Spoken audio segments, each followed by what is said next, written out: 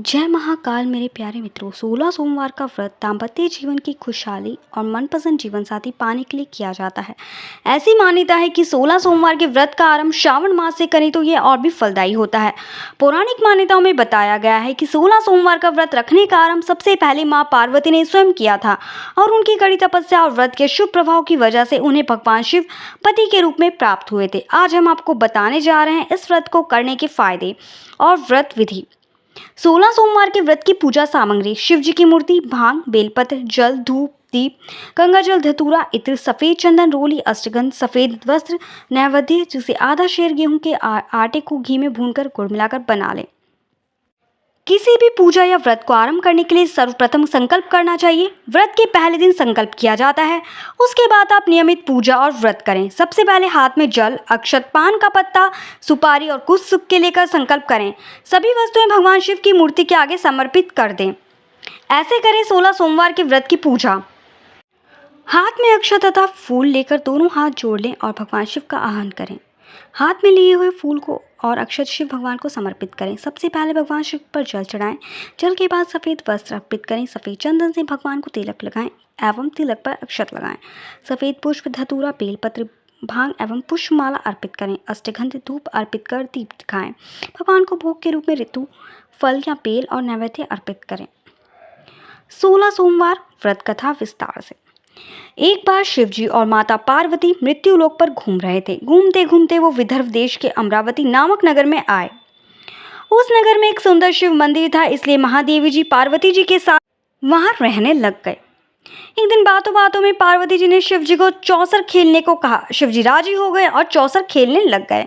उसी समय मंदिर का पुजारी दैनिक आरती के लिए आया। पार्वती ने पुजारी से पूछा, बताओ हम दोनों में चौसर में कौन जीतेगा? वो पुजारी भगवान शिव का भक्त था और उसके मुंह से तुरंत निकल पड़ा, महादेव ही जीतेंगे। चौसर का खेल खत्म होने पर पार्वती जी जीत गई और शिव जी हार गए।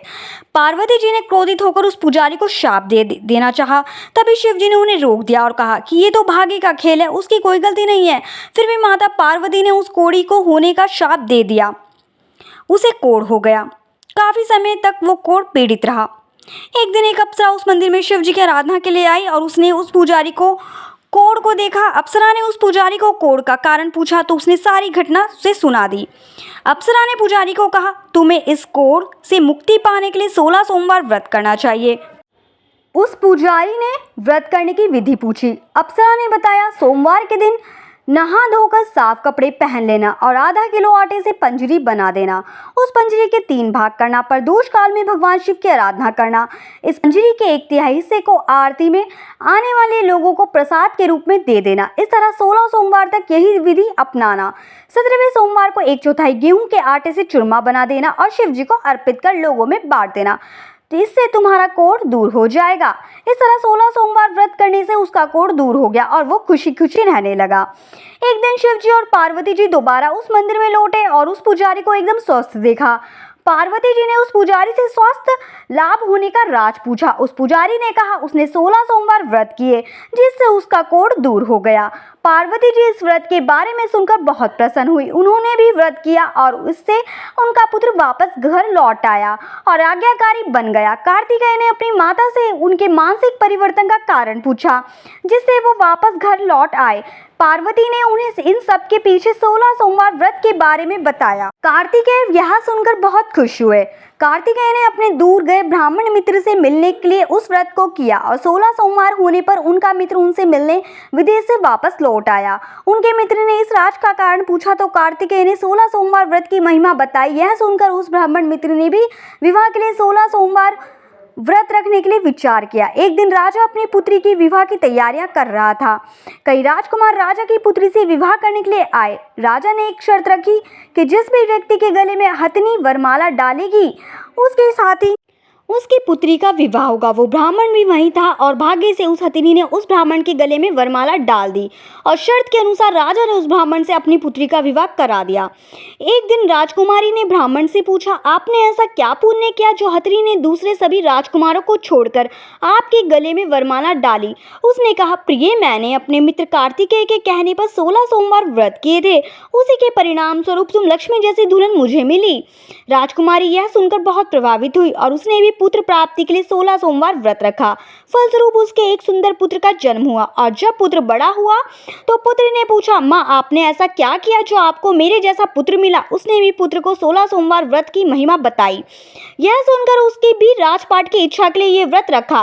उसी समय एक राजा अपनी पुत्री के विवाह के लिए वर तलाश कर रहा था तो लोगों ने उस बालक को विवाह के लिए उचित बताया। राजा के उसकी सूचना मिलते ही उसने अपनी पुत्री का विवाह उस बालक के साथ कर दिया।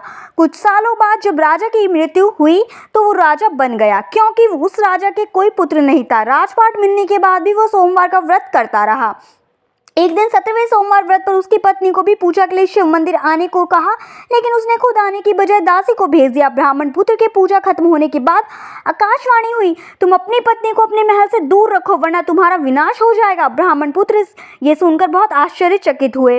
महल वापस लौटने पर उसने अपने दरबारियों को भी ये बात बताई तो दरबारियों ने कहा कि जिसकी वजह से भी उसे राजपाट मिला है वो उसी को महल से बाहर निकालेगा। लेकिन उस ब्राह्मण पुत्र ने उसे महल से बाहर निकाल दिया। वो राजकुमारी भूखी प्यासी एक अनजान नगर में आई। वहां पर बूढ़ी औरत धागा बेचने बाजार जा रही थी। जैसे ही उसने राजकुमारी को देखा तो उसकी मदद करते हुए उसके साथ व्यापार में मदद करने को कहा। राजकुमारी ने भी एक टोकरी के अपने सर पर रख ली। कुछ दूरी पर चलने के बाद एक तूफान आया और वो टोकरी उड़कर चली गई। अब वो बूढ़ी औरत रोने लग गई और उसने राजकुमारी को मनहूस मानते हुए चले जाने को कहा। उसके बाद वो एक तेली के घर पहुंची। उसके वहां पहुंचते ही सारे तेल के घड़े फूट गए और तेल बहने लग गया। उस तेली ने भी उसे मनहूस मानकर उसको कहा वहां से भगा दिया। उसके बाद वो एक सुंदर तालाब के पास पहुंची और जैसे ही पानी पीने लगी उस पानी में कीड़े चलने लगे और सारा पानी धुंधला हो गया। अपने दुर्भाग्य को कोसते हुए उसने गंदा पानी पी लिया और पेड़ के नीचे सो गई। जैसे ही वो पेड़ के नीचे सोई उस पेड़ की सारी पत्तियां झड़ गई। अब वो जिस पेड़ के पास जाती उसकी पत्तियां गिर जाती। ऐसा देखकर वहां के लोग मंदिर के पुजारी के पास गए। उस पुजारी ने उस राजकुमारी का दर्द समझते हुए उससे कहा, बेटी तुम मेरे परिवार के साथ रहो, मैं तुम्हें अपनी बेटी की तरह रखूंगा, तुम्हें मेरे आश्रम में कोई तकलीफ नहीं होगी। इस तरह वे आश्रम में रहने लग गई। अब वो जो भी खाना बनाती या पानी लाती उसमें कीड़े पड़ जाते। ऐसा देखकर वो पुजारी आश्चर्यचकित होकर उससे बोला, बेटी तुम पर ये कैसा कोप है जो तुम्हारी ऐसी हालत है। उसने वही शिव पूजा में ना जाने वाली कहानी सुनाई। उस पुजारी ने शिव की आराधना की और उसको 16 सोमवार व्रत करने के लिए कहा जिससे उसे राहत जरूर मिलेगी। उसने 16 सोमवार व्रत किया और 17वें सोमवार पर ब्राह्मण पुत्र उसके बारे में सोचने लगा, वहाँ कहाँ होगी, मुझे उसकी तलाश करनी चाहिए। इसलिए उसने अपने आदमी भेजकर अपनी पत्नी को ढूंढने को कहा। उसके आदमी ढूंढते ढूंढते उस पुजारी के घर पहुंच गए और उन्हें वहां राजकुमारी का पता चल गया। उन्होंने पुजारी से राजकुमारी को घर ले जाने को कहा, लेकिन पुजारी ने मना करते हुए कहा, अपने राजा को कहो कि खुद आकर इसे ले जाए। राजा खुद वहां पर आया और राजकुमारी को वापस अपने महल में लेकर आया। इस तरह जो भी 16 सोमवार व्रत करता है उसकी सभी मनोकामना पूर्ण होती है। बोलो दोस्तों, जय शिव जी की, जय महाकाल। और मेरे चैनल वास्तु टिप्स को लाइक सब्सक्राइब करना बिल्कुल ना भूलें।